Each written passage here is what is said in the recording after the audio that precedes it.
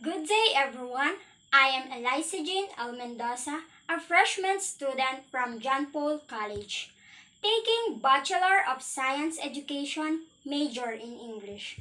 I am here in front of you to tackle one of the most popular novels written by Jose Rizal, which entitled NOLI Mi TANGERE. Before I start, let's recall who is Jose Rizal. Jose Rizal was born on June 19, 1861 in Calamba, Laguna Province.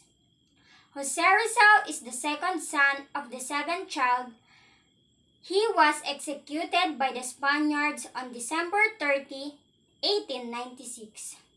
His parents are Francisco Mercado Rizal and Chodora Alonso y Realonda. Now, let's proceed to the background and the summarization of the novel. Noli Me Tangere was published on March 21, 1887 in Berlin. It is novel written by Jose Rizal when he was in Madrid, Paris, and Germany. Noli Me Tangere is all about the ignited the spirits of the Filipino to fight for freedom against Spaniards. Here is the summary of the novel. Juan Crisostomo Ibarra is a young Filipino who, after studying for 7 years in Europe, returns to his native land to find that his father, a wealthy landowner, has died in prison as the result of a quarrel with the parish curate. A Franciscan friar named Padre Damaso, Ibarra is engaged to a beautiful and accomplished girl, Maria Clara, the supposed daughter and only child of the rich Don Santiago de los Santos, commonly known as Capitan Tiago.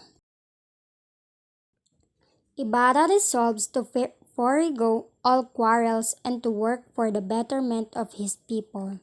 To show his good intentions, he seeks to establish at his own expense a public school in his native town. He meets with ostensible support from all, especially Padre Damaso's successor, a young and gloomy Franciscan named Padre Salvi, for whom Maria Clara confesses to an instinctive dread. At the laying of the cornerstone for the new schoolhouse, a suspicious accident apparently aimed at Ibarra's life occurs, but the festivities proceed until the dinner, where Ibarra is glossy and wantonly insulted over the memory of his father by Fray Damaso. The young man loses control of himself and is about to kill the friar, who is saved by the intervention of Maria Clara.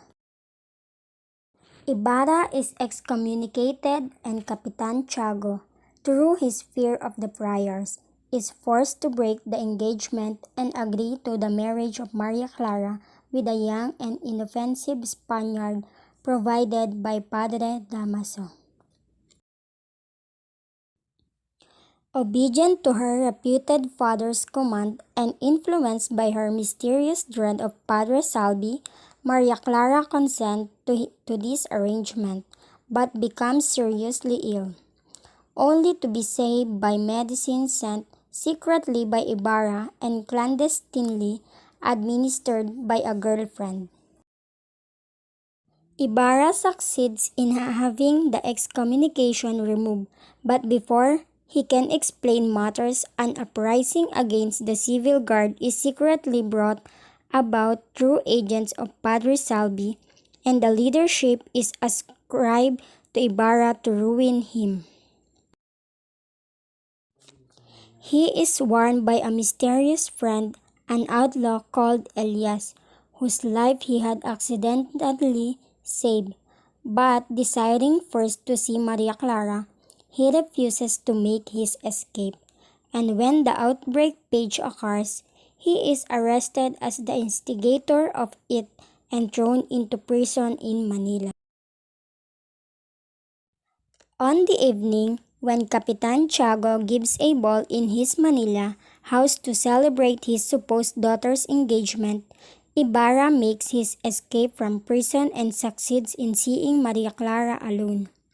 He begins to approach her because it is a letter written to her before he went to Europe, which forms the basis of the charge against him, but she clears herself to treachery to him. The letter had been secured from her by false representations and in exchange for two others written by her mother just before her birth, which proved that Padre Damaso is her real father.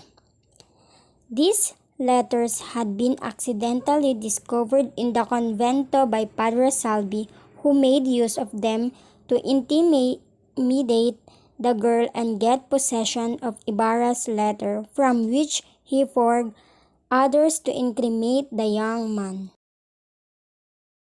She tells him that she will marry the young Spaniard, sacrificing herself thus to save her mother's name and Capitan Tiago's honor and to prevent a public scandal, but that she will always remain true to him.